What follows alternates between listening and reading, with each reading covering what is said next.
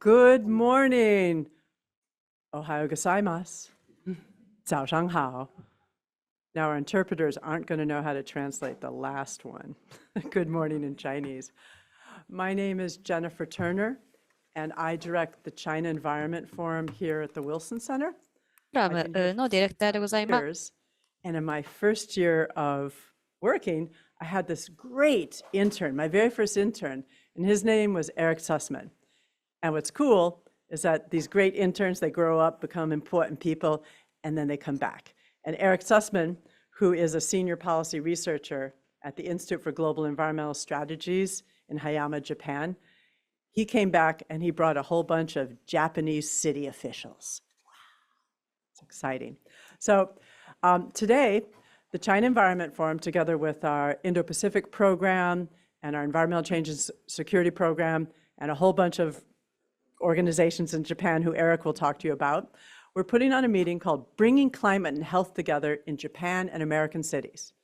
Now, all of you here today and online, you know that cities are on the front lines of climate action, decarbonizing our power grids and transportation systems, vital to lower greenhouse gas emissions and lower pollution and threats to health, the environment, and society. Today, we're going to hear stories from 3 Japanese and 3 American cities on their efforts and ideas on how to go net zero and what that might mean to enhance the quality of life in their cities. This event is part of a project from IGES, that Japanese think tank I told you about at the beginning, and it's funded by the Wellcome Trust. The Wilson Center, we're the implementing what's happening in DC portion of the project. And besides today's presentation yesterday and then later today, the group of Japanese cities folks are visiting with everyone from EPA to the US Green Business Council, because we really feel it's important to have city experts talk to each other, because they don't want to hear from people like me. They want to hear from other people who actually help cities be greener and cleaner. I'd like to ask Eric to come on up to give us a quick intro to his organization. Come on up, Eric. So Eric is a senior policy researcher, as I said, at IGES. And let me get that clicker so he can click his slides. So Eric. Okay, so thank you very much, Jennifer, and thank you so much, colleagues, for joining us today. I'm going to give a brief framing presentation that will hopefully lead into our discussion and dialogue across the different cities. As Jennifer mentioned, this is part of a project called Leveraging Co-Benefits for Healthy Net Zero Transitions in G7 cities. And the main goal of the project is to really help cities that are in G7 countries maximize the health benefits of their climate strategies. When I say that, I mean both actions that will help mitigate climate change as well as help adapt to climate change. And to do this, we're providing cities not only with this very useful study tour, but also some tools and some knowledge that will help make the connections between their climate actions and health. And we're going to be doing this in 3 Japanese cities, so you'll meet colleagues that will be representing Kawasaki, as well as Hachinohe, and my colleague Meihua will also be representing Niigata City. And we'll subsequently we'll be going to visit Austin, Texas, and also Paris, France. Actually, we have a study tour in Paris in October. Now, in terms of some of the knowledge that we'll be providing to cities, this very complicated diagram right here is based upon looking at the literature on climate and health. And my colleague, Jo Shin, who works with me, basically what she did is she took a look at all of the studies that have been conducted on this. And what she realized is that we break down those studies, there's really sort of 4 different areas that can help make these connections. One is different types of climate actions. And this ranges from everything like transportation actions, like promoting e-vehicles, to adaptation actions, like nature-based solutions. There's also a big literature on environmental impacts. So, for instance, when you promote EVs, Sometimes it can reduce greenhouse gases and also reduce air pollution. So there's a whole bunch of set of these environmental impacts. And that can also lead into different types of health impacts. Those health impacts can range from communicable diseases to non-communicable diseases to even mental stress, if you will. And then there's different impacted groups. And so this can range from young people, old people, minorities, if you will. And so this literature is out there, but the connections in that literature are very important, of course, from a scientific perspective, but we also want to make sure that cities are also able to make those connections in their plans and actions. And so towards that end, what we've been developing, and we're still in prototype stage right now, but is a tool to help cities, at least initially qualitatively, look at some of the connections between those different categories, your climate actions, your environmental impacts, the different types of health impacts, and then impacted groups. And you can see a prototype of the tool right there. And I'm not going to go into a lot of detail, but just to say that what you can do is pick a different type of action on this side there. So for instance, if I wanted to pick EVs or solar, and then if I click right here, then I can see just qualitatively within my plan whether or not that's having different types of impacts on the environment, different types of impact on health, and different types of impacts on different groups. And what we're going to do is then code for all of the different climate plans in Japan, and also we'll do this for about 30 different US cities. We'll also do this for France as well. So qualitatively, you can see what those connections look like with different sort of color coding. And I do want to say that, we were inspired to develop this tool by some of the things that are happening both in Japan and the US. So for instance, our colleagues from Rockville, Maryland have a very interesting climate change plan where they're acknowledging these connections, and we want to try to make these connections even clearer and also help benchmark, to identify best practices. The other thing that we're going to be doing is to take a look at quantifying some of these impacts. And so our colleagues from Kawasaki City are very, very interested in heat stroke issue. And our colleagues from Hokkaido University are helping to understand what might be the rising incidence of heat strokes under different types of temperature scenarios. And this quantified information might also go into the tool as well. So when you click on something, you can see how many people are suffering from heat strokes if we have a 2-degree, 3-degree, 4-degree temperature increase. And the other side of this is we're also looking at potential for linkages between mitigation, air pollution, and health. And so this is some quantified information from Niigata City that's looking at those connections. And now the last piece that I want to highlight that will also potentially go into the back end of this tool, and we'll be able to illustrate some of these benefits, is the importance of engaging directly with cities in what we call a co-design process. So recently we were in the city of Hachinohe, and we worked very closely with city government officials as well as people from the local Rotary Club to understand how different types of scenarios for renewable energy in Hachinohe would have different types of impacts, once again, on environment and on health. And so we believe it's very, very important to engage directly with city policymakers in shaping research that is useful for them. Now, with that, I think that's a nice segue into the discussion that we're going to have right now, where we can learn more from cities on what are their needs and what they're actually doing and how we can help amplify and enhance those connections between climate change and health in the United States and Japan. Thank you very much. You. All right, so we're going to have 2 panels today, and on the first one we have 2 cities.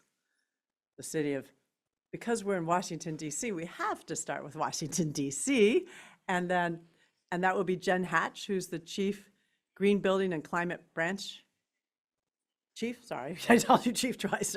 At the D.C. Department of Energy and Environment. She manages a team working to address climate change and advance green building planning through planning and policy development.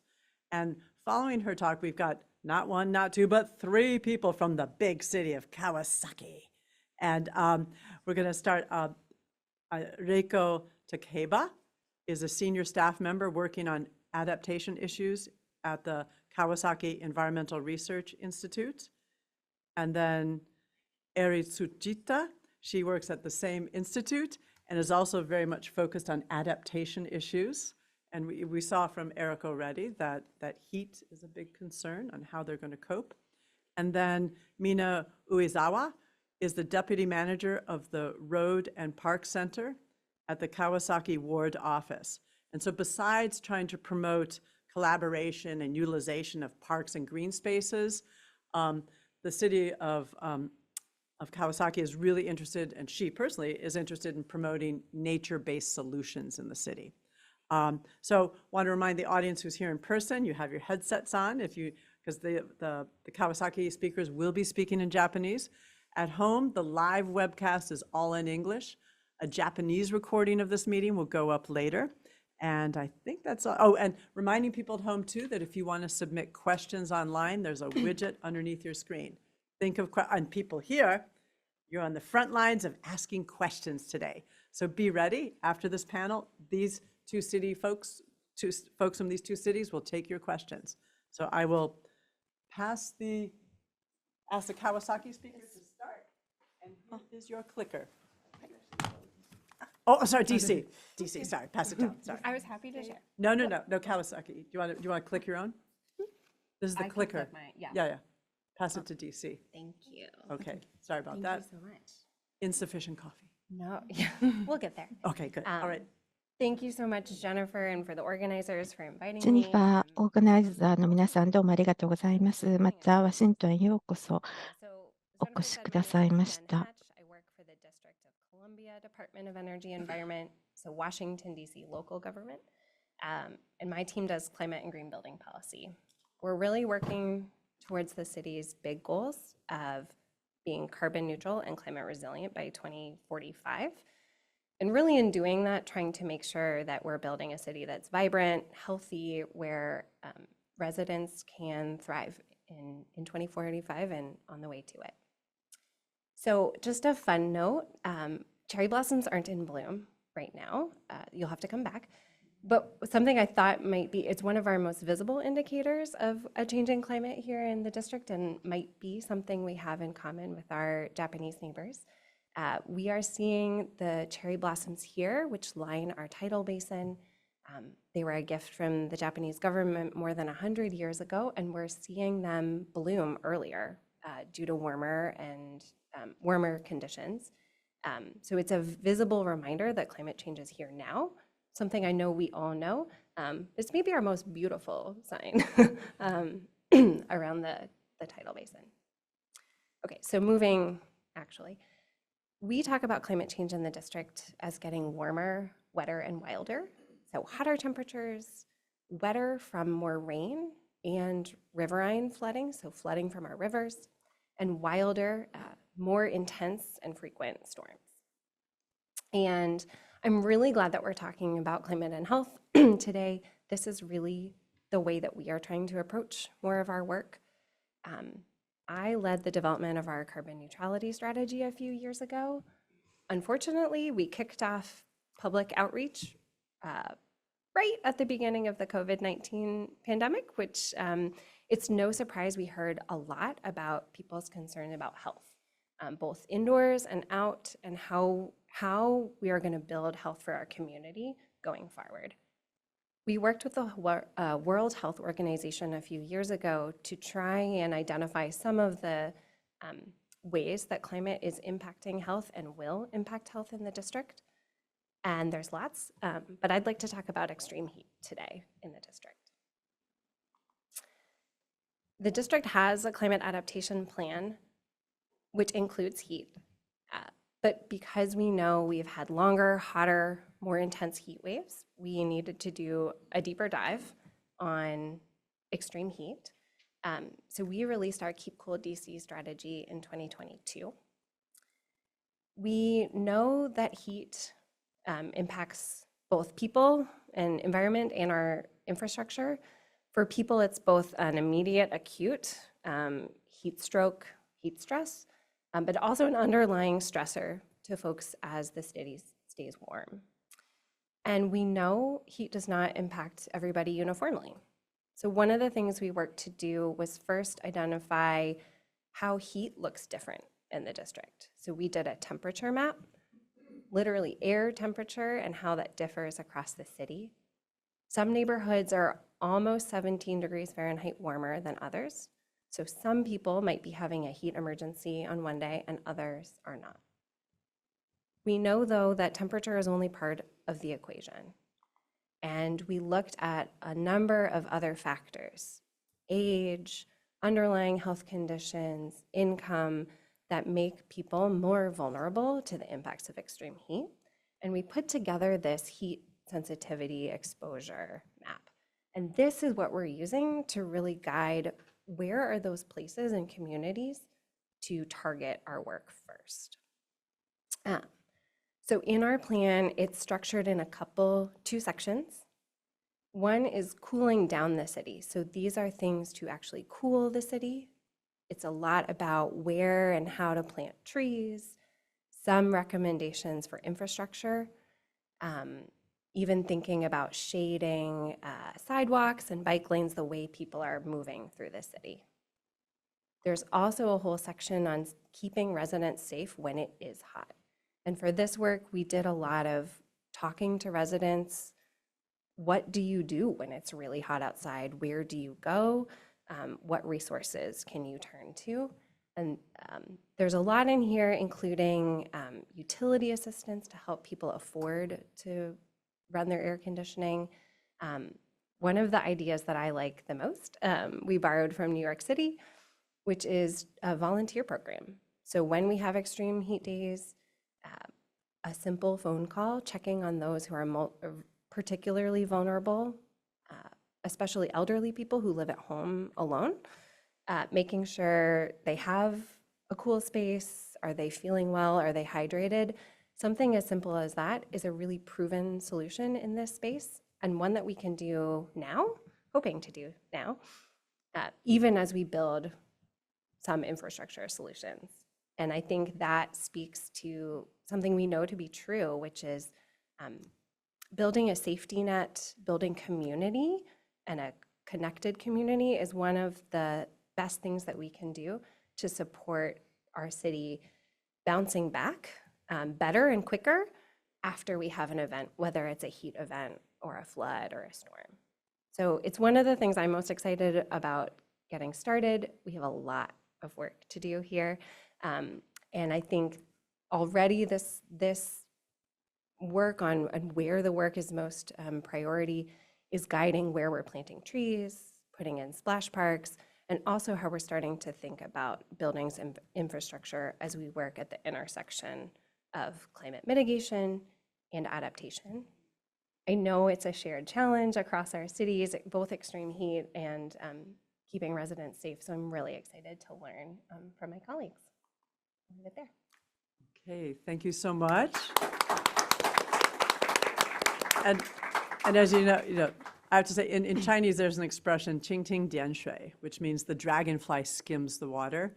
So we're only going to be doing that for all of these cities, knowing that they have a lot more knowledge and information. So, which is why it's really important to look at the future reports from IGES on all the work the cities are doing. So, all right, Kawasaki, the floor is yours.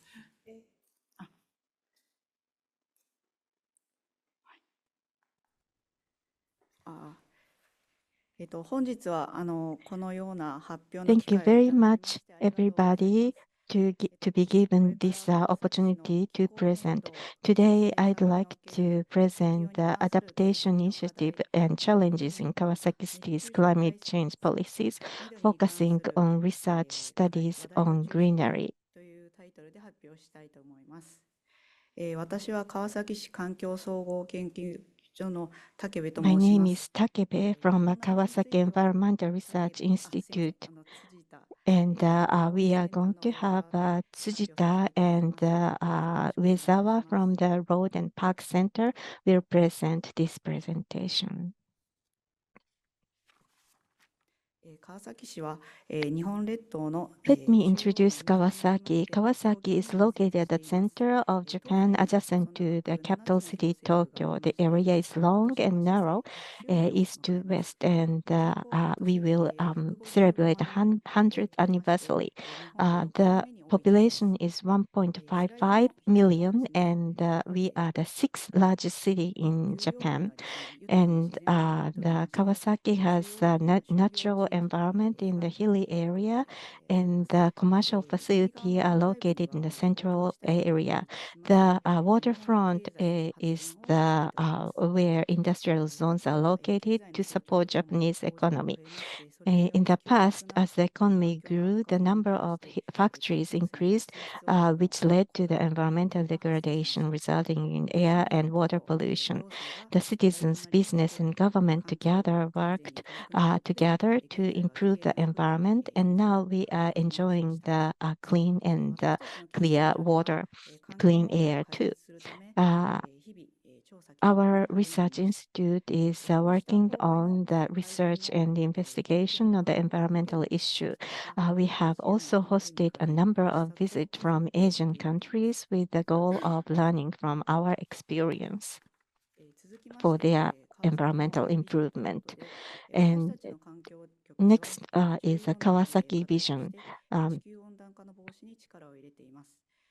We are the GHG emissions are 15% lower in fiscal year 2020 than FY13.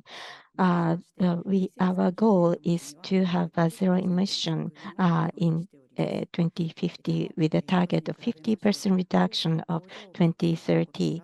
Due to the concentration of many factories in waterfront area, Kawasaki CO2 emission in the industrial area is higher, 76% compared to the average of 46%.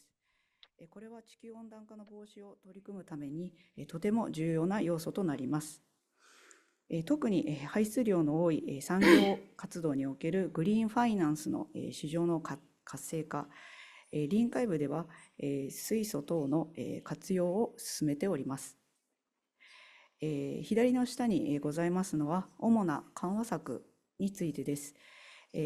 ゴミ処理によって発生する熱源を電力に変えまして地域に供給する地域エネルギー会社を市は設立いたしました。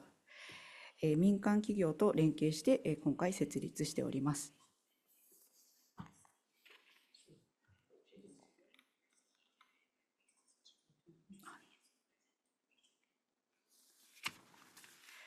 続きまして、日本での適用策に関する主な動きについてご説明したいと思います。近年の猛暑化に対応するため、法改正が行われました。特に熱中症対策について強化されました。従来から暑さ指数 WBGT が33度以上になった場合に熱中症警戒アラートが発表されます。今年からさらなる暑さを想定して35度以上になった場合に熱中症特別警戒アラートが発表されることになりました。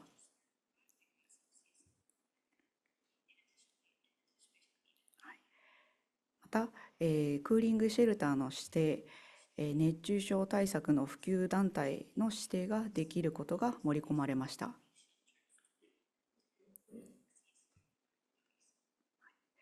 市でも7月から一時的に涼める場所としまして公共施設の一部を市民に開放する取り組みが始められました。また調査関係についてなんですが日傘や帽子を使いまして暑さを軽減する効果があることをサーモグラフィーカメラを用いまして調査をしたり室温について皆さんに意識を持ってもらうように気象温度計付きのリーフレットそちらの入り口に置いてございますが配布するなど取り組みを進めております。詳細については辻田の方から説明させていただきます。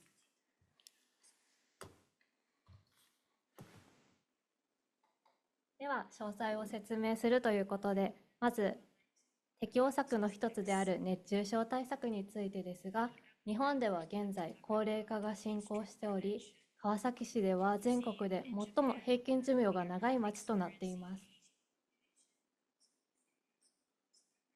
また、救急搬送者数が年々増加傾向にあり、現在、救急医療が逼迫した状況となっています。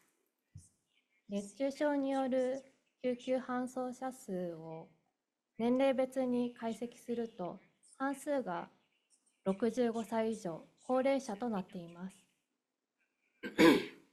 そこで、高齢者に重点を置いた熱中症対策が急務となっています。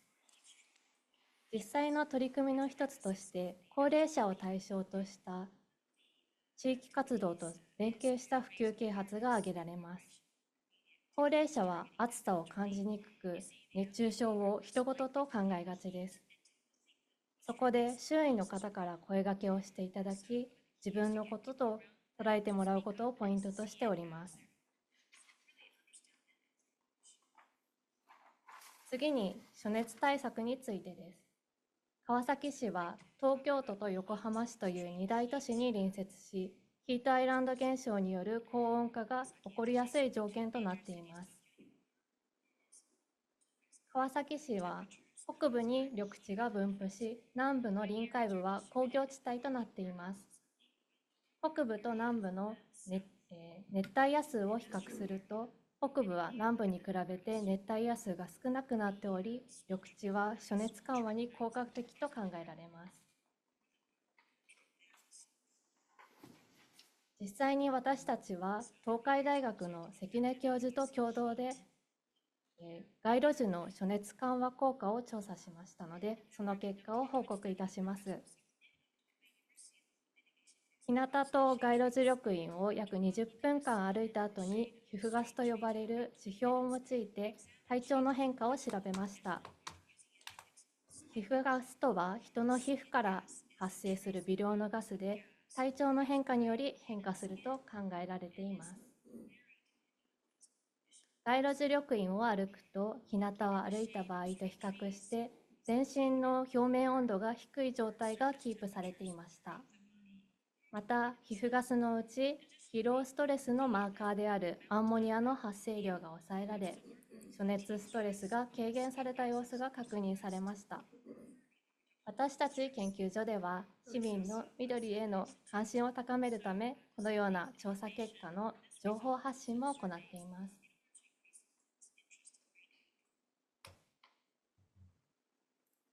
ここからは川崎市緑性の現状と取り組みについてお話しします。私は川崎区道路公園センターの上澤です。これからお話しする市の課題などは、私が職務を通じて客観的な視点で捉えたものとご理解をいただければと思います。緑性事業の課題の一つ目として、緑の整備と管理があります。行政として管理している緑資源は大きく2つあります。一つは公園緑地で、790ヘクタールの広さを管理しています。もう一つは街路樹で4万本以上を有しています。東京に隣接している川崎は土地需要が非常に高く、ここ80年でかなりの緑の量が失われてきています。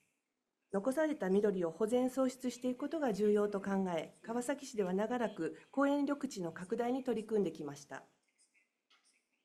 左側上の図は公園緑地の面積の変遷を示したグラフです。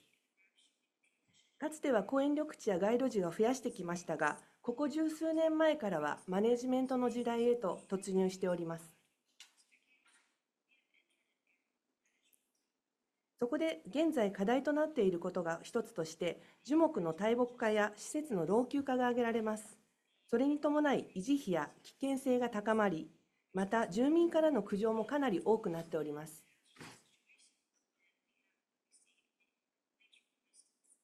こうした背景を踏まえ、市では緑に関わる施設を緑の基本計画をまとめて事業に取り組んでいます。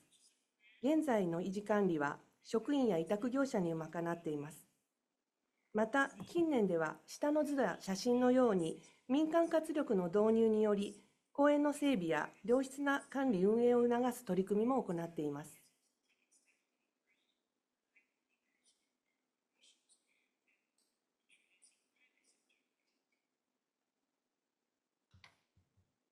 次に2つ目の課題として市民との共同の取り組みがあります。本市では多様な主体の共同の取り組みが市内全域で展開されています。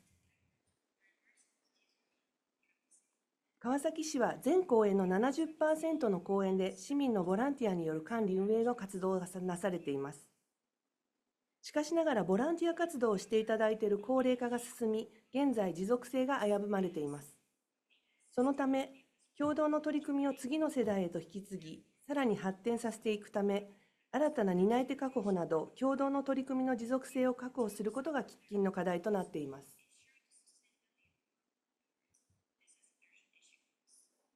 課題解決に向け、いろいろなイベントや普及啓発事業に通じて、市民一人一人の緑化意識の向揚に努めています。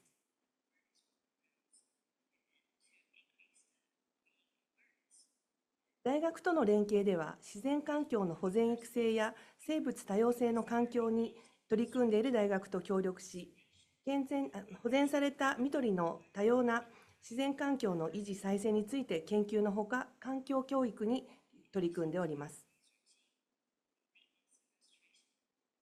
企業と連携した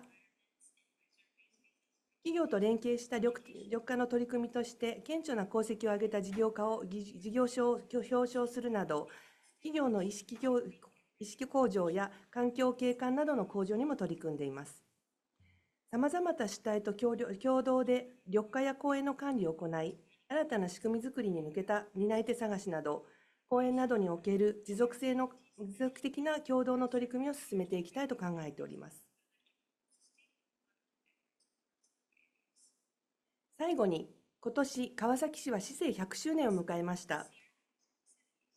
その記念事業として、全国都市緑化川崎フェアを開催します。川崎市の代表的な3つの公園をコア会場として開催します。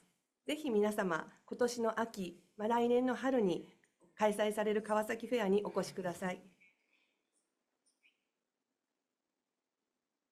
今後の課題と収集した情報については、ここに示してある通りでございます。We would like to know what you think of our future task and the information you would like to collect. We would like to know from you about the standards for installation of cooling shelters, public awareness for behavior change among citizens, and the citizens' cooperation. Thank you very much.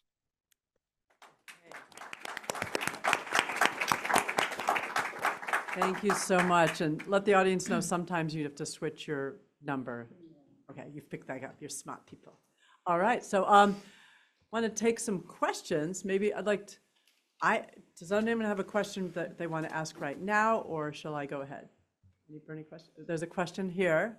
As the mic is getting to you, I want to ask Jen, I want to ask you a question because the Kawasaki team talked a lot about, the trees. And I know, I live in Maryland, but I'm very proud of everything that happens in DC. And there seems to be a lot more trees that I've seen in my 25 years in this town. Can you tell us a little bit about what you guys are doing? I can try. Yes, so we have overall a goal of increasing our tree canopy, so tree planting, to 40%. We're around 36, 37. And I think one of the things that we've been really doing is working to maximize the trees along the streets. That's the part we own. And then now trying to move into partnerships with private landowners, so universities, even like we have programs for residents at your house to get a tree. So it's a really important part of the city, and I think it's for heating. For us, it's a lot about stormwater management for us because we have really heavy and intense rains, and it's something we're really proud of. And I will say that I think we share a challenge with Kawasaki in the maintenance of increased green infrastructure is a really important challenge to crack because we know we need more of it, and the maintenance work continues to grow. But we've just been able to secure kind of more regular, sustained funding to do that as a city, so that we can maintain the canopy that we do have, and we're trying to think about how can we use it as a job training program also. Could be volunteer activities or students. I know, I was taking note of the, we are not to the, majority of park maintenance with volunteers, but I think there's definitely something we can learn there about how to engage residents more directly in the spaces that people know and love around their house. Yeah. Okay, good. All right, we have a question here, and because there'll be interpretation, try not to speak too fast. Here comes the microphone. And I was wondering how data and technology comes into this. About 6 weeks ago, the World Bank, AJ Banga, who has been there for about a year, but has changed the mission of the World Bank from just ending poverty to ending poverty and livable planet. And he brought a lot of people explaining that if artificial intelligence is to be any good at all, it should be very good at mapping things like this so that you could sort of maybe see if your city is a digital twin of each other, depending where the flows are and things like that. So there's an awful lot of new work going on trying to map which cities correspond, where the problems are. And I was wondering if any of the cities today are going to talk about the data and technology side. okay, so I would defer to my colleagues. someone from Kawasaki want to talk about that? Are you using high tech to kind of help you in your adaptation planning, or who wants to answer? 適応策の方ですね。Let me say, maybe the adaptation plan.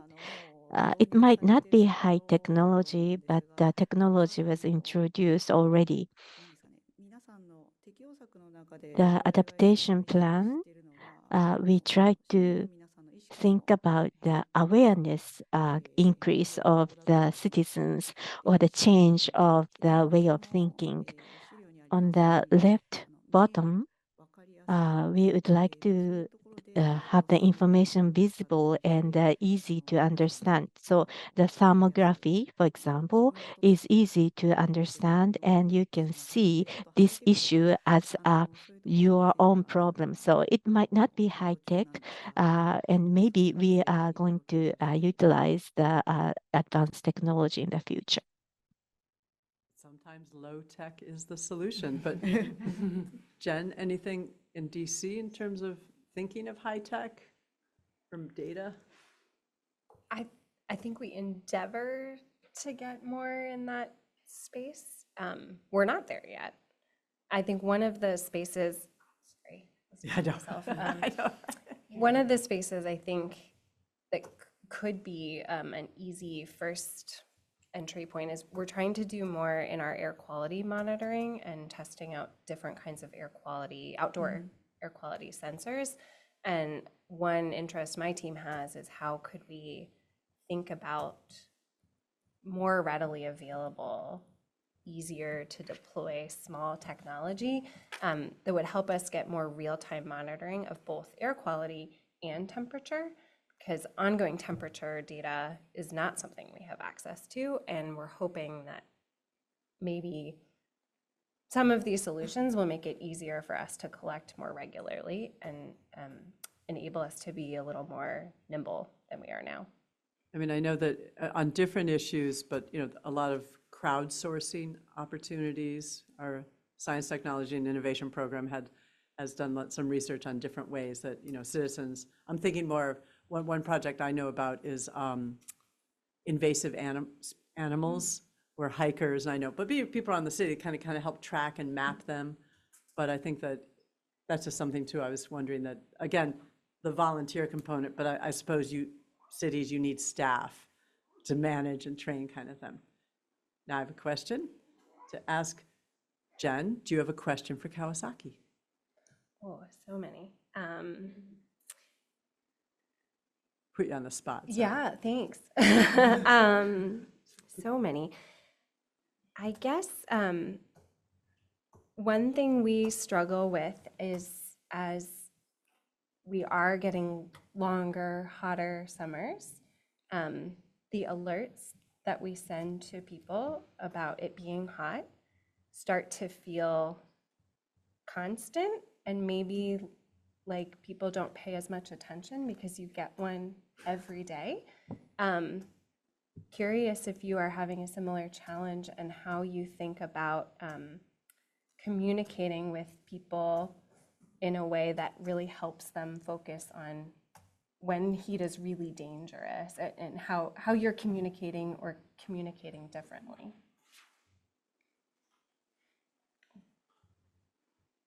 Who wants to answer that? どうでしょうか？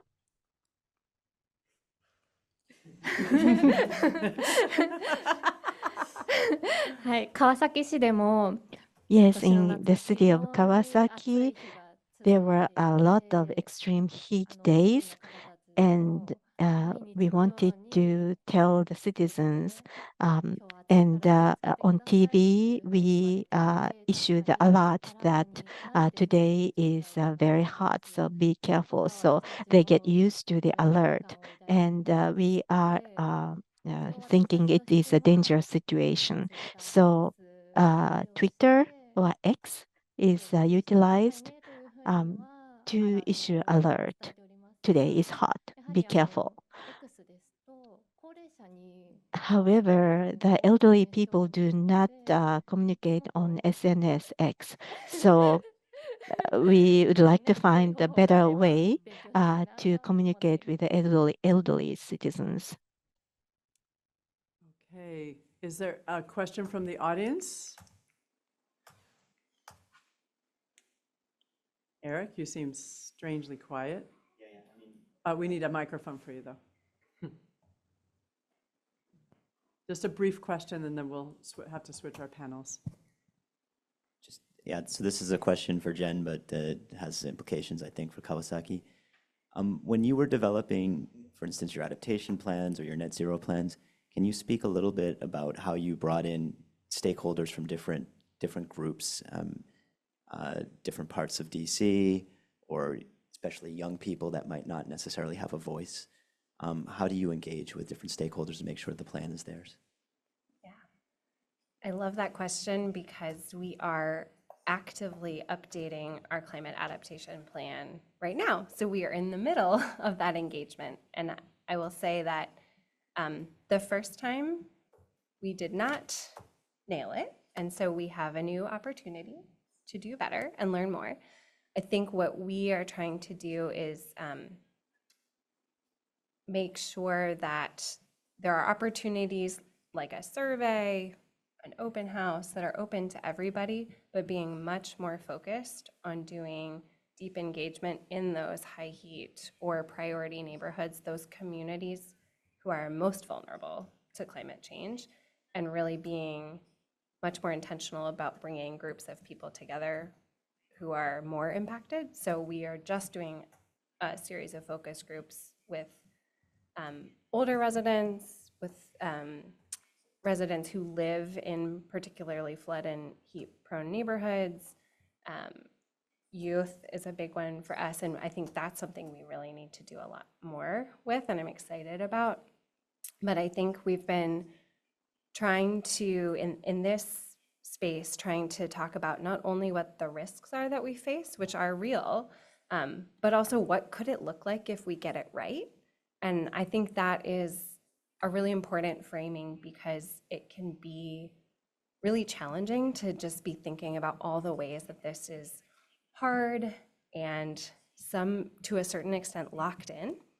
And so talking about how could neighborhoods look, how could it look for you to go to school or go to work or live in this space, if we're able to do these solutions. I think that's been a really helpful, especially for youth and younger folks, to envision what's the kind of city that you want to live in and how can we get there. So more work to do, open to ideas. Thank you for that. Want to give a shout out to people online that, I'm sorry we had a problem with the English not going out. our interpretation team is making sure that they switch. They have to press a button, so that it got missed. Apologies. All right, I have a quick question, and I want a quick answer from two cities. Kawasaki, you're smashed up close to Tokyo. DC, you got Virginia and Maryland. I'm wondering, are you working with your neighboring cities or states? And if you're not, where would you like to work with them? Because climate change knows no city boundaries. I'll start with Kawasaki. Like, is there an area where you are or would like to be working with Tokyo? You can't move them further away.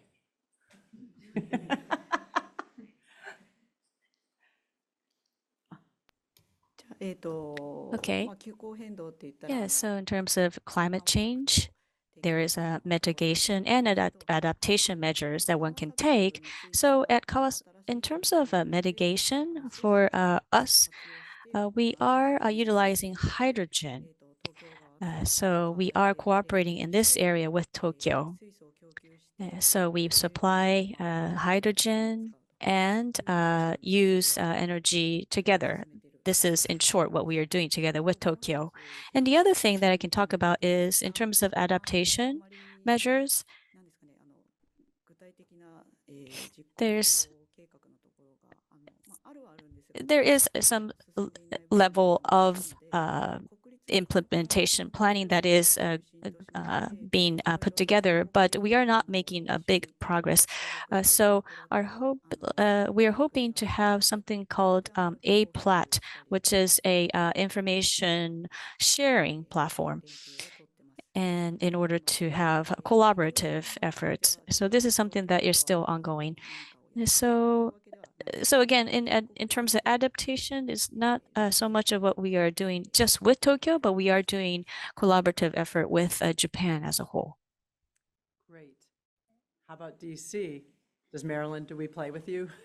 Absolutely. Thanks for bringing me together with our neighbors too, Yes. who are on the next panel.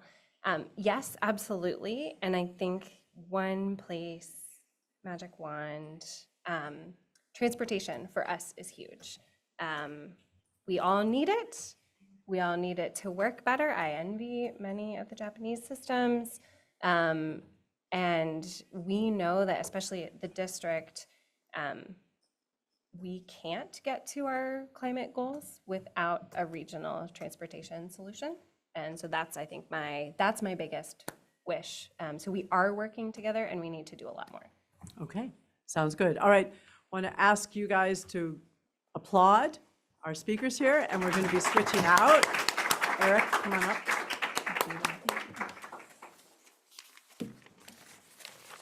So Eric, come on up. While we're switching panelists, I wanted to pump Eric for some information. You're doing this project on looking at climate plans and health. What do you see as, first, what are some of the biggest challenges you have or that the cities are having in Japan on bringing them together? And what's maybe one success story you've seen in any of the cities?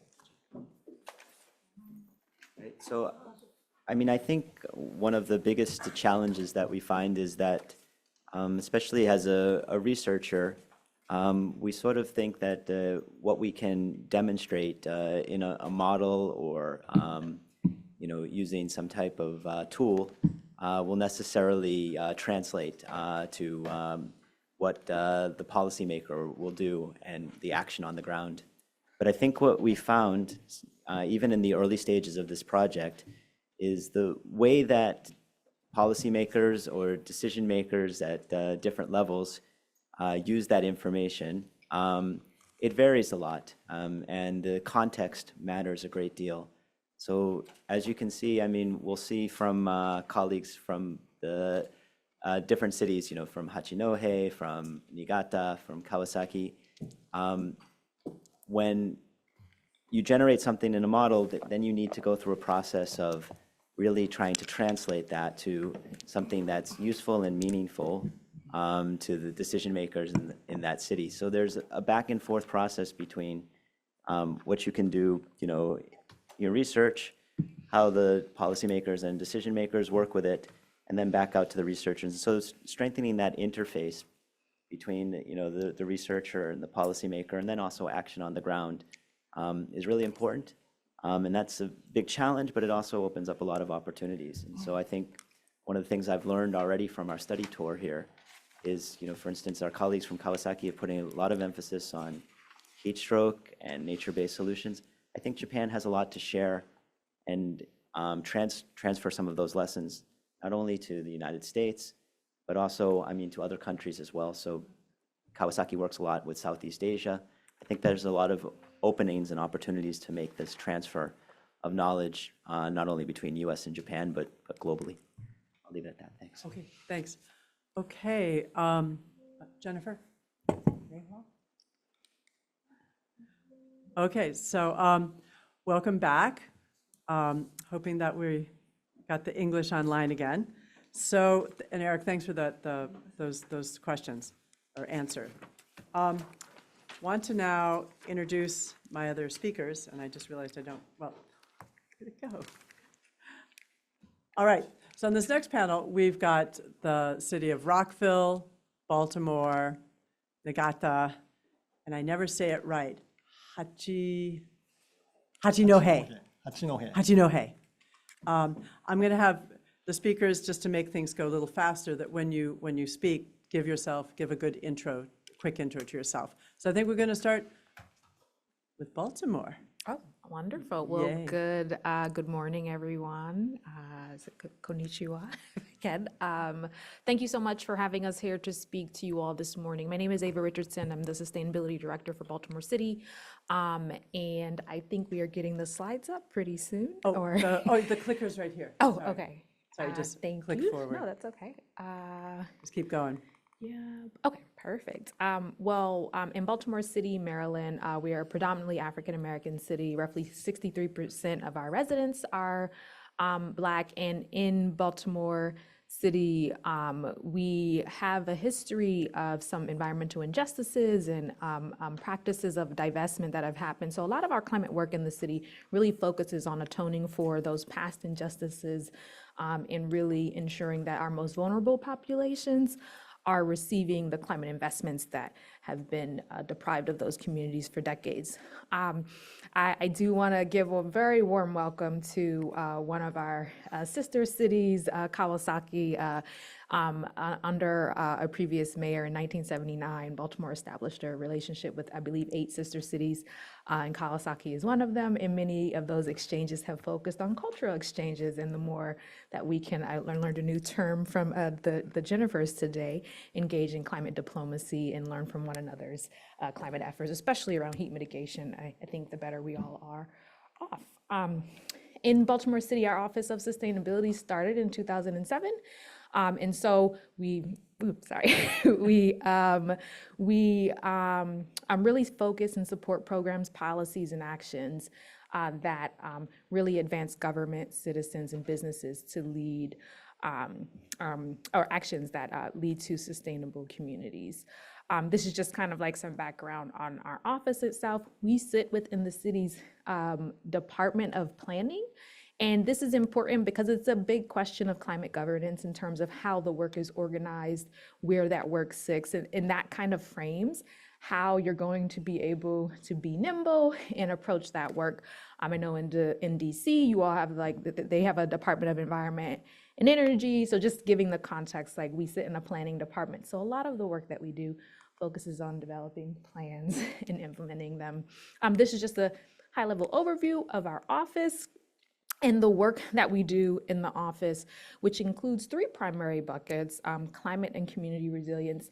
That includes implementing our 2019 sustainability plan, which I'll talk a little bit more about, which is really anchored to equity and environmental justice goals. Our climate action plan, which is our roadmap to carbon neutrality by 2045, and our disaster preparedness plan, which is a FEMA regulated plan that focuses on how we enhance our resilience across the city. We also have a community resiliency hub program under this particular body of work. And these sites are existing community-based organizations that serve as points of access during and after disaster events. So during the COVID-19 pandemic, they have served as food distribution sites and vaccine sites. They also serve as cooling centers, during extreme, code red extreme heat days. And we are trying to figure out other ways we can activate our community resiliency hubs when there's like a flooding event or a massive power outage. How can we activate and make sure that these centers have resources to provide to community members? We do a greenhouse gas inventory to track our progress on our greenhouse gas reduction goals on a triannual basis. And then we also integrate and connect across different other program priority areas. We manage regulatory compliance within the city as it relates to environmental protection and regulation, and that includes forest conservation, critical area, which is the 1,000-foot buffer of the Chesapeake Bay and its tidal tributaries, as well as our floodplain management. So we manage the city's floodplain, which is that is the nationally supported flood insurance, and you can buy private flood insurance in the U.S., but our Federal Emergency Management Administration provides a nationally supported flood insurance program. And so we also are able to give our policyholders a discount on their flood insurance through our participation in what FEMA calls the the community rating system. So we also do environmental grants with offset funds to support mitigation. And then we have a whole nother body of work that focuses on kind of like policy and program, policy implementation and program management. And that includes everything from a commission on sustainability that engages publicly and educates our residents about where we are in our climate work, our work to connect children to nature. We provide green schools grants. And then we oftentimes kind of pilot and then institutionalize new areas of work across the city. Our work is intersecting and cross-cutting, so we work across a lot of different types of plans in the city. In our 2019 sustainability plan, we have 5 sections, 23 chapters, and 244 actions. Right now, we are tracking the progress of those actions on a 5-point scale that ranges from not started to completed and ongoing. And we've roughly reached a point where 57% or 139 of those actions have reached a certain stage. So, and I'm being told to slow down my cadence. Just a little bit. Sorry. I'm trying to get a lot in. So, but yeah, I apologize. We also, again, anchored this plan to our environmental justice and equity goals across the city. So we really developed it with an equity lens when it comes to like how we are defining a planet, a project and its purpose in that perspective, the types of data that we want, and also how we're interpreting and analyzing that data, because sometimes you can lie with statistics or there can be misinterpretations of data. Also, how we support inclusive community engagement and thinking about equity as an action verb. So thinking about how we are fostering capacity building and accessibility and addressing disproportionate impacts. So making sure that the programs that we're implementing, whether or not that's a program related to extreme heat or flood mitigation, that it really is centering those vulnerable communities who are primarily the intended benefactors of that work. This is just a snapshot from our annual sustainability report where we provide that update on where we are, and this is our 2023 annual report. I'll share a link out in case anyone is interested. Again, our climate action plan kind of providing that roadmap to achieving carbon neutrality by 2045 in alignment with DC's goal, and I imagine as well as the state of Maryland and other jurisdictions in the state. We start this plan with guiding principles, which in many ways builds on our equity implementation guidelines, really centering equity and thinking about how we want to implement this plan to anchor and amplify, to anchor those goals to, having these like poly solutions, but also amplify the investments and leverage the investments in the best way possible. So we tried to implement with this framework in mind. Our climate action plan, our intention was to achieve 6,000 unique engagements in the engagement process. So we did surveys, we did public events, we also did virtual workshops, and had a public comment period for the initial draft of our climate action plan where we received hundreds of comments. And so that led to us kind of updating things to distill down into these 5 sections, including buildings, electricity, transportation, waste, and nature-based solutions. Our disaster preparedness plan, this is again a plan that is regulated by the Federal Emergency Management Administration, or FEMA, our disaster preparedness agency at the national level. We can think of our climate adaptation, our climate action plan and our disaster preparedness plan as respectively our climate mitigation and adaptation plans for the city. So this particular plan provides the latest data analysis and research on all the risk that a particular region faces. And so it's broken down into 9 particular topic areas, including temperature extremes, flooding, sea level rise, et cetera. For communities in the United States that participate in this process, we do have access to hazard mitigation funding from the federal government. And so we've been able to access, or other organizations have been able to access millions of dollars in funding by having an updated plan. And this is just a map of our Community Resiliency Hubs program. We did receive a $7.3 million grant from FEMA to support the installation of solar arrays and battery backup at 16 Community Resiliency Hub sites across the city. Some of our other work focuses on climate and youth. So we have a Connecting Children to Nature body of work where we're really trying to lean into the beneficial aspects of children spending time in nature. We also have a Nature Nurture Symposium where we're also kind of like leaning into that theme, and a Children's Outdoor Bill of Rights, as well as Green Schools grants that we provide. We do a monthly Commission on Sustainability meeting that's publicly facing, and monthly newsletters to educate the general public. And from a climate governance perspective, we also have a sustainability and resiliency subcabinet that enhance or fosters cross-agency collaboration to ideate around these 6 topics, including extreme heat mitigation, waste, and sustainable transportation. And I'll pass it to the next speaker. Thank you so much. Yes, thank you so much. So Akiri Maeda from Hachinoma is in the Environmental Management Bureau, and I'd like to invite you to give your presentation, if you could grab that, and thank you so much. And I love... 皆さんこんにちは。八戸市の前田です。それでは八戸市の取り組みについて、ご説明します。まず、当市ですけども、日本の本州の最北端にある青森県の南東部、北緯40度30分に位置し、太平洋に面した22万人の都市です。移動的にはニューヨークに近いと思います。基本的には冷涼な気候ですけれども、夏の気温は30度を超える日も数日あり、近年の夏の暑さは昔に比べると厳しくなっております。また北国でありながら、冬の降雪量が少なく、年間を通じて日照時間が長いことも特徴となっています。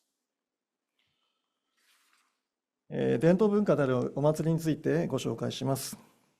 毎年8月にユネスコの無形文化遺産山鉾屋台行事の一つである八戸三社大祭が行われ、多くの市民、観光客が集まります。自然について紹介します。左側の写真ですけれども、太平洋に面する当市が誇る自然景観、国立公園種差海岸です。ここから南側に伸びる約 1000km の長距離自然遊歩道、道のく潮風トレイルの起点となっており、近年はトレイルを歩く欧米人の方々も多くいらっしゃいます。さて、左のグラフは当市の平均気温の100年間のトレンド、右のグラフは近年の CO2 の排出量を表しております。年間を通して比較的涼しい気候の八戸ですけれども、平均気温は 1.9 度上昇しています。The temperatures have increased by 1.9 over 100 years. On the other hand, the CO2 emissions have been decreasing in recent years due to the spread of renewable energy and the promotion of energy conservation in a declining population. And in terms of the industry, the city is one of the leading fishery cities in Japan, with a large fishing port, industrial port, and commercial port located on the waterfront. It is a leading industrial city in the northern eastern part of Japan has an international port. And therefore, when looking at the breakdown of greenhouse gas emissions, Hachinohe is upper row as a higher percentage of emissions from the industrial sector and industrial process sector than Aomori Prefecture, and in the middle row and the rest of Japan in the lower row. It is characterized by the fact that they account for 64% of city's total emissions. In order to reduce greenhouse gas emissions in Hachinohe, we believe that it is essential to take action at the port where many industries are concentrated. The national and prefectural governments have policies and plans to decarbonize ports and harbors, and the city of Hachinohe is also discussing this at the Hachinohe Port Zero Emission Conference, which is attended by the companies in the port area. The diagram in the reference material is only a concept at this point, but we will continue to study more concrete measures in the future. And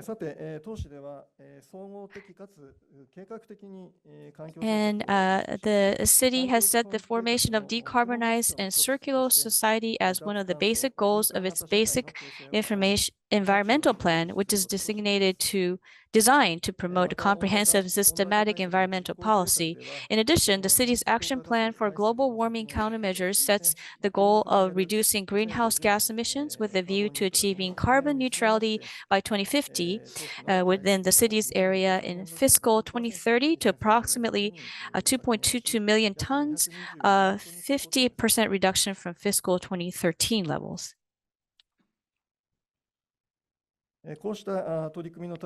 In order to reduce greenhouse gas emissions, the city has organized its efforts into 4 measures. Hachinohe City, with its long hours of sunlight, is said to have high potential for the introduction of renewable energies, including solar power. By promoting the introduction of renewable energy in cooperation with related entities, Hachinohe City aims to achieve local production and local consumption of energy, revitalize the economic cycle within the region, and create a disaster-resistant region.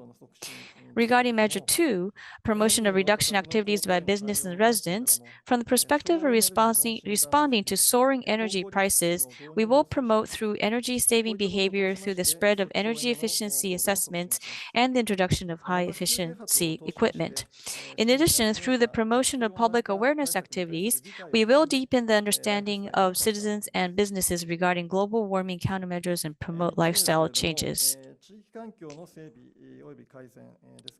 Measure 3, development and improvement of local environment. This promotes urban development with a small environment burden in response to local issues, not only to reduce greenhouse gas emissions, but also to address the expected decline in population and aging society in the future.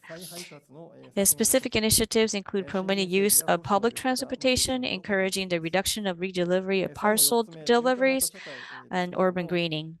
And then Measure 4, which is the formation of recycled-oriented society. If the amount of waste is incinerated is reduced, greenhouse gases will be reduced. We will curb the generation of waste, promote proper resource recycling. And lastly, in relation to health, the high temperatures of recent years may have a short-term and direct impact on health due to heat stroke. The fiscal year until the end of July, heat stroke alerts were issued 668 times nationwide, and 47,213 people were transported to emergency medical services. In Aomori Prefecture, including Hachinohe City, no heat stroke alerts have been issued, but 279 people have been transported to emergency rooms due to heat stroke. And now these countermeasures for heat strokes, we have been publicizing and informing the public, but we have also added this aspect to really provide the residents with places to cool off. And this initiative, which is spreading nationwide, not just cooling shelter, but also cool sharing, is also leading the energy saving. In our city, 36 public facilities and various areas have started this project. And in addition, we aim to become a compact city. And even in the phase of declining population, the city maintains public transportation bus routes connecting various parts of the city to the center of the city. And at the same time, the city is characterized by the concentration and development of open public facilities at the center, so they can be used by everybody. The elderly who do not have their own cars, students, parents, and children, anybody can all easily use these facilities to escape the heat of the city. Conclusion, we recognize that global warming is a pressing issue that cannot be avoided, but it is not limited to the environment. It is also intricately related to the social and economic sectors. So it is necessary for us, citizens, businesses, to view this as their own issue and actively take measures. And we will promote efforts to reduce greenhouse gas emissions and adapt to climate change while taking into account the knowledge gained from this study tour and advanced initiatives. So that concludes my presentation. Thank you very much. If I forget later, I might want to have maybe Ava have you, because he's a port and you're a port, wondering about greening the port. All right, let's go to Rockville, my neighbor, literally. Okay, Ava, get the clicker passed down here, please. And let's hear your stories about your climate action in my neighborhood. I live in Kensington, Maryland. Okay. Wonderful. Thank you so much for having me. And it's just such a privilege to be here among my distinguished colleagues in the local DC area, as well as from the beautiful country of Japan, which someday I hope I will get to go visit. There's an invitation to go to the Kawasaki, oh, that's Green right, the Festival. Green Next year. Festival. Absolutely. So I actually, funny story, I grew up in a different suburb of Washington, D.C., and I grew up in the summers exploring the streams and actually the storm drain infrastructure, the pipes that were flowing to the streams in my neighborhood. Little did my parents know. And here I am talking about flooding and the environment. So everything makes sense. So I originally studied ecology, and then I became a natural science educator, and later I studied urban planning, and that's when I started to work on climate policy, and that was about 15 years ago, and I've been with Rockville about 5 years now. So, oh, let me get my slide. Yeah. Here.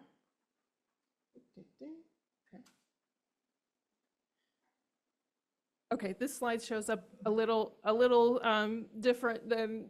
Sorry. It's just the formatting, but most of it's there, I think.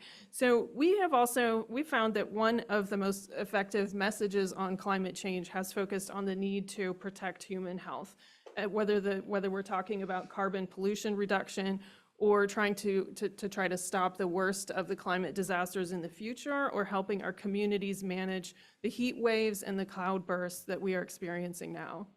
So climate change affects as we know, affects our bodies, our mental health, and the infrastructure we depend on.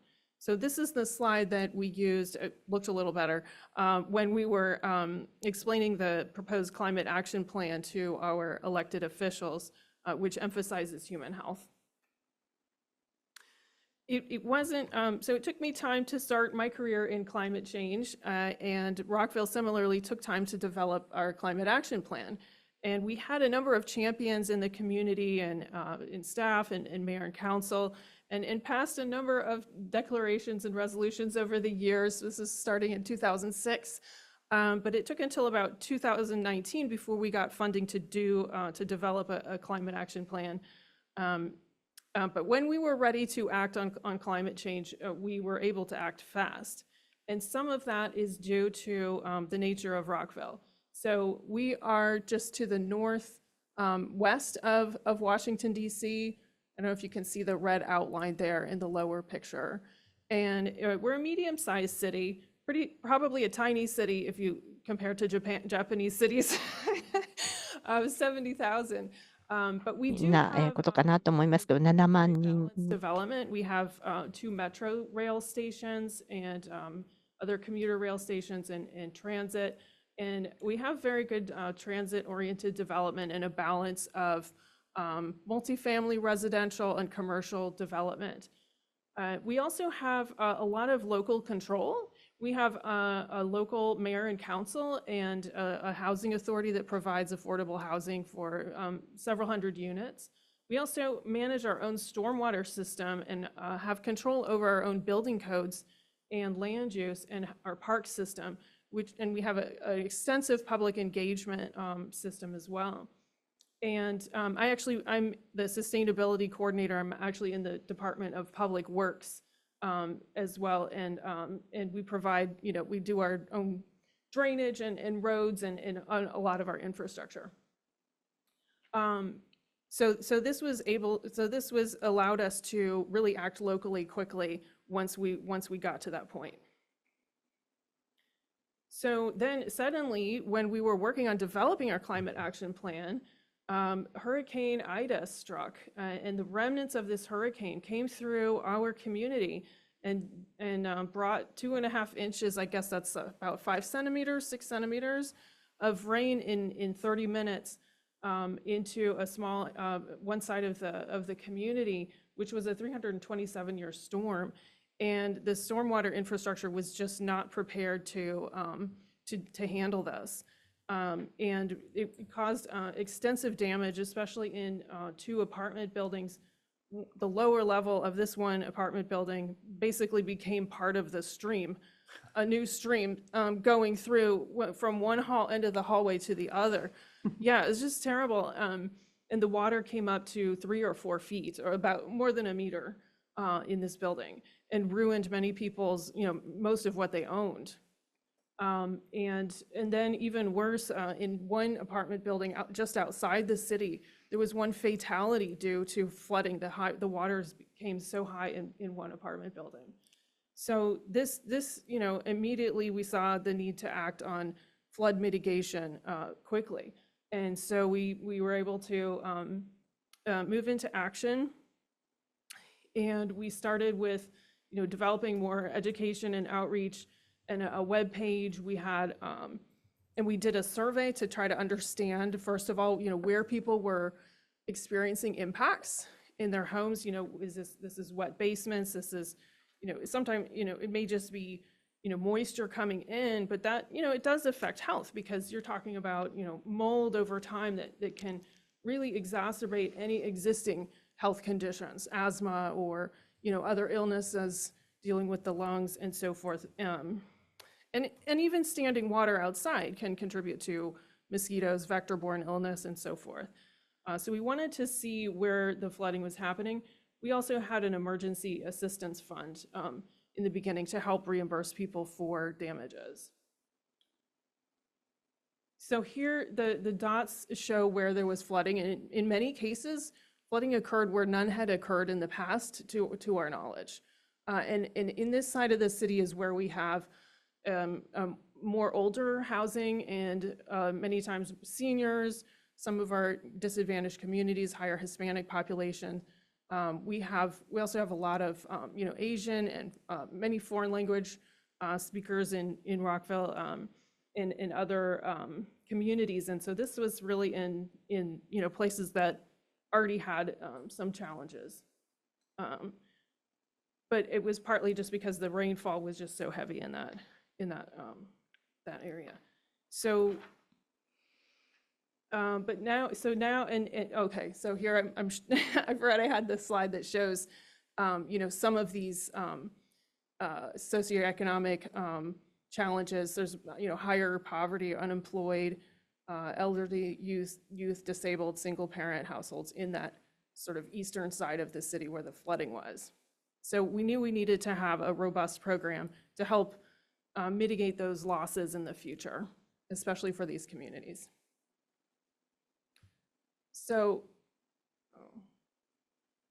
well, you can't see the words on this slide, but you can see the pictures. We launched a flood mitigation assistance program, which reimbursed people for the costs of doing some flood hardening around their homes. So you can see, there's caps to go on those basement windows or sump pumps, different drainage to move the water away from the home, French drains, things like that. So this is more of like the, hard infrastructure to prevent damage in the future, to help protect our community. And so over in 2023, we actually reimbursed $100,000 worth for 92 projects at 40 properties. So, as you know, an ounce of prevention is You save money by acting now. Yes, thank you. Yes, we say, oh, okay, great. Just wrapping up. And we have a new partnership with the Chesapeake Bay Trust to expand this program, along with our Rainscapes program, which is like a mini green infrastructure program for homes, where it also reimburses homes for planting trees, little rain gardens, environmental landscaping. And so that'll expand it to $300,000, and is now available for multifamily properties, nonprofits, and not just single family homes, because we realized that we were serving them, to the without serving, the full community. And so that will be launching this year. We're also developing a flood mitigation, a flood resilience master plan. So we're going to be studying, the hydrology of the city more carefully, and because our imaginations are not able to not able to envision where the flooding could occur, because we Maybe haven't this seen is it where yet. that high-tech thing can come in for us later. Yes, absolutely. So we're looking at 2 sub-watersheds first, and then we'll look at the whole city, and this will allow us to prioritize bigger flood mitigation structures, to help, in the communities that need them the most. And since we do have our own local regulations, we can incorporate that in our building designs and so forth. We're also working with the local housing authority, and working on a partnership with the Montgomery County Green Bank, which brings in private financing to help leverage investments in local climate projects. And we're focusing more on climate and on energy efficiency and solar, and now they're expanding into resilience. And we're going to be working with them on one development, Scarborough Square, on both energy efficiency and flood mitigation in that neighborhood too. Climate change poses the worst risk for those who are already experiencing economic and health challenges, is something widely recognized. And the city of Rockville is hoping to increase the climate programs availability for renters and multifamily residents, as well as the deeper community engagement as we're going along. So we still have a long way to go, but we think we have a pretty strong start. And we've tried to include health equity considerations in all of the actions in our climate action plan. And as a reminder, we are all connected, and here's part of our ecosystem of support. Great, thank you so much.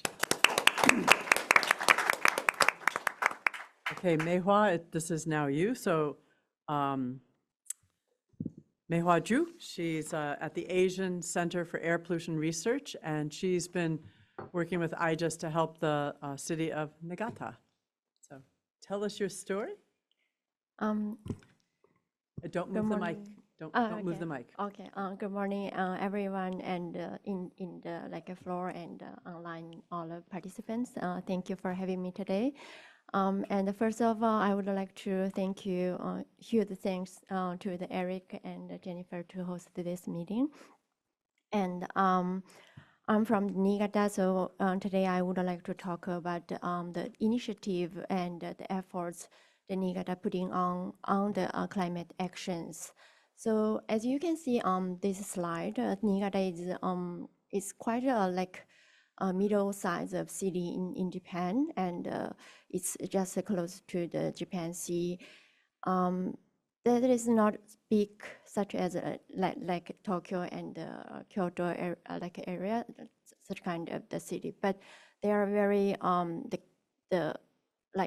proud of their Japanese traditional culture. So yeah, I'm living in the Niigata more than almost 25 years. So I think I'm a almost the right one to introduce the Niigata climate actions. So the first of all, I would like to see with you about climate like change status in the Niigata cities. You can see on the left, there is the climate temperature increase. There is during the 100 years, there is almost a 1.5 Celsius degree already increase in the Niigata cities. That is especially distinguished in the spring seasons. And at the middle of the picture, you can see the sea surface temperature. That is the highest in the Japan area. You can see that. Yeah, this is really a problem, I think. Because of the sea surface temperature increasing, there will be influence the weathers and the wind directions. So and the last one I would like to talk about the economic losses. The previous speakers introduced that there is some kind of very significant economic losses by the climate change. In Niigata City also, a lot of economic losses for the comes from the climate change. Especially Niigata is very famous for the rice production. Niigata has the top one the brand for the rice that is called the Koshihikari, and because of increasing of extreme the heat, there will be the produce $90 million for the farmers. Yeah, this is a very big deduction for the family incomes. So for the conclude the action for the Niigata cities, they has 5 the important components. You can see there is they very they would like to keep the rural environment in the Niigata cities, and they also like to establishment the smart energy cities, and they also try to come the transition to the decarbonization transportation and carbon neutrality and to change their lifestyle, and they also put a lot of efforts on the adoption, climate adoption. By doing so, such kind of measures will contribute to biodiversity and the health promotion, and strengthen the relationship with communities and job creation, and environment protection. For the industrial sector, the Niigata city has put great efforts on the big companies. They would like to reduce the 1% energy saving per year, and until 2030s. By the business sector, they put a lot of efforts on the building areas to introduce renewable energy, solar panel, such kind of thing, I think. In the residential sector as well, is very similar, same with the business sectors. And for the public facilities, they would in Niigata City, they introduce a lot of solar power generation systems and e-vehicles and LED lightings, and as well as to build the more net zero energy buildings for the Niigata City public facilities. For the introducing of renewable energy, you can see the solar panel. They would like to introduce by the 2050, they would like to double their renewable energy introduce. By substituting the fossil fuel, the energy to the renewable energy, you can see we can get a co-benefit to reduce the air pollution emissions as well as like climate the issues. The last one I would like to introduce about the transportation sector, how they can do some adoption for the climate change issues. That the main part is the introduce a lot of like e-vehicles. You can see now in the 2018 there is only like less than 1,000 EVs, but by the 2030 they would like to introduce almost 100,000 EVs. Yeah, this is I think this is a big ambition for their the EV efforts, I think. And the last one is the nature-based the solutions. In Niigata City, they has been put a lot of effort on the greening, and they introduced a lot of the park. And in the park, they also has a lot of the walking and the jogging courses in the park, so that strengthen the family relations and the communities. And I would like to highlight the bottom. There is one sentence I think that is the important scientific findings. It is saying the residents in the area with the high green cover had about around 6% lower like mortalities. This is saying by introducing the green area this is how important for the city area. So yeah. The last one I would like to introduce the climate resilience the actions by the Niigata City for the Niigata cities. The Niigata has 4 important measures to increase climate resilience. One is rice production. They are researching the new brand with can stand with high temperature. This is for the like economic sector, and another is for the like a lifestyle. I think to protect the flood from the people and heavy. Niigata has a lot of snow in the countryside. There would be the 4 meters of like snow.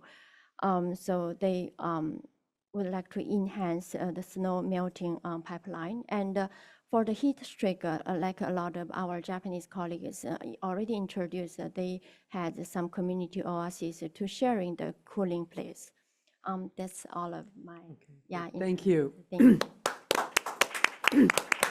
We're hitting up with the end, but what I would like to is just ask each of you to give maybe just a really short example of, because she just talked about nature-based solutions. And I'm wondering if just run down the line here of one example of a really cool nature-based solution that your city's doing or wants to do, and then maybe you give an example of something that they're doing with industry or the buildings, okay? All right. Well, one of the actions in our climate action plan is actually to develop an open space, like a green space plan for our city park system. And part of that will include, looking at places that are, near the higher urban heat island and ways to increase the resilience of our forests and so forth. And we're actually using some technology to try to get some volunteers or weed warriors to identify the amount of invasive plants that are in our forest. We have so many, and to try to sort of rank the health of the forest so that we can kind of try to find those spots where the invasive plants are to keep the green space resilient, because that needs to be resilient as well. Okay, so sure. Anything with one example of something you didn't talk about, something good, short. Okay. Yeah.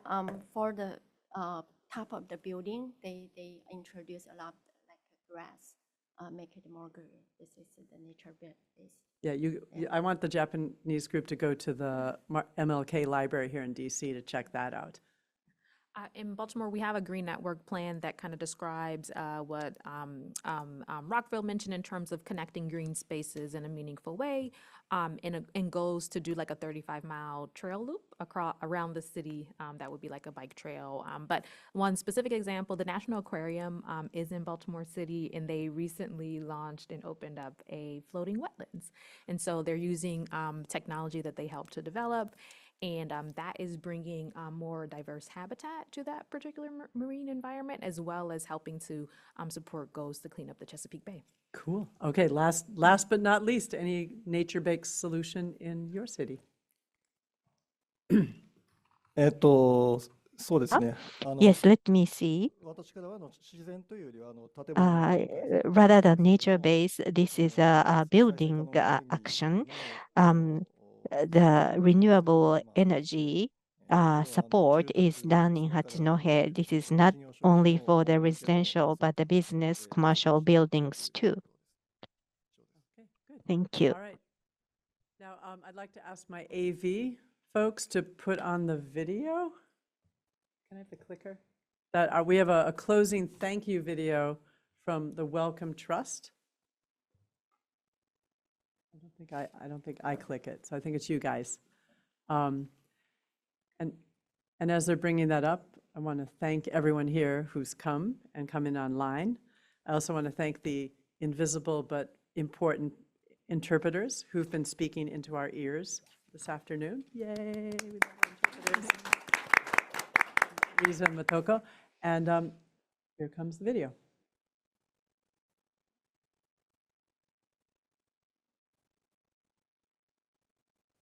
It's coming.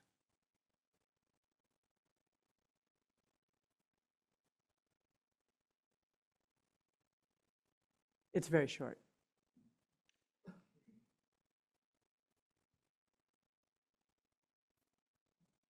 Hello, my name is Rachel Huxley, and I'm the Head of Mitigation in the Climate and Health Research Programme at the Wellcome Trust, the organisation that is supporting this project. Wellcome is a global charitable foundation established in 1936. Through our work, we support science to resolve urgent health issues facing everyone. And on behalf of the Wellcome Trust, I wanted to extend my sincere appreciation for those attending this panel discussion on solutions to climate and health in Japanese and American cities. As someone with a background in urban climate action, I'm well aware of the power that cities have to act and lead in this space. And I'm sure that the exchanges today will both prompt thinking and inspire action, offering insights into the multiple ways that cities are addressing climate change while working towards enhancing city dwellers' well-being and quality of life. And I'm sure challenges as well as opportunities are part of this conversation. And for both, the collaboration today highlights how local authorities can support and learn from one another. Many thanks for sharing your diverse perspectives, helping to enrich discussions and generate ideas for potential future collaborations between cities and other partners that support the Wellcome Trusts and your visions of a cleaner, safer, healthier planet. It is fantastic that the discussions held here today will continue over the course of this project, with your ideas and recommendations informing our engagement with partners. And it's in this spirit that I encourage you all to take the knowledge generated during this panel discussion and share with your organisations and your networks. Once again, thank you all for your engagement. Let us continue to collaborate in ways that will ensure a more sustainable and resilient future for all. Thank you. Okay, we're going to applaud her even though she's not here, but they help support this project. And I want to thank all of you city folks, and I get to steal them away, and they're going to have there'll be some matchmaking during lunch, right? Talking with the Japanese and American cities. And thank all of you for coming, and see you soon. Bye-bye.